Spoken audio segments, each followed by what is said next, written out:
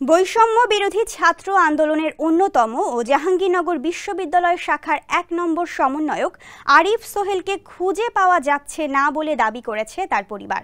শনিবার দিবাগত রাত ৩টা ৪০ দিকে বিশ্ববিদ্যালয় সংলগ্ন আমবাগান এলাকার নিজ বাসা থেকে তাকে তুলে নিয়ে যাওয়া হয় বলে অভিযোগ করেছেন পরিবারের সদস্যরা। আরিফের ছোট বোন উম্মে খায়ের ইদি বলেন, রাত ৩টা ৪০ দিকে বাসায় সাদা পোশাকে ৮-৯ জন লোক অস্ত্র-শস্ত্র নিয়ে বাড়িতে ঢোকে।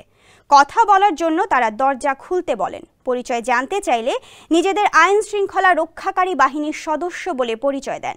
এরপর তারা গেট ভেঙে ভিতরে ঢুকতে চাইলে আমরা দরজা খুলে দিই। খালাম্মা, আমি আপনার মোবাইলে সেলফিন ইনস্টল করে দিতেছি। আপনার রেমিটেন্সের টাকা আপনি নিজেই জমা করতে পারবেন। সেলফিন, আগামীর ব্যাংকিং। তিনি আরও বলেন, বাসায় ঢুকে তারা সবার মোবাইল ফোন আটকে ঘর তল্লাশি করে। এরপর দুই ভাই আরিফ ও জুয়েলকে নিয়ে চলে যায়। সাভারের গেন্ডা এলাকার জুয়েলকে নামিয়ে দিয়ে আরিফকে আশুলিয়া থানায় নেওয়ার কথা জানায় তারা। তবে গাড়িটিকে ঢাকার দিকে যেতে দেখেছেন জুয়েল। আরিফকে তুলে নেওয়ার অভিযোগ প্রসঙ্গে আশুলিয়া থানার ভারপ্রাপ্ত কর্মকর্তা AFM সাইদ কালবালাকে বলেন, এই নামে তারা কাউকে তুলে আনেননি, এ বিষয়ে কিছুই জানেন না।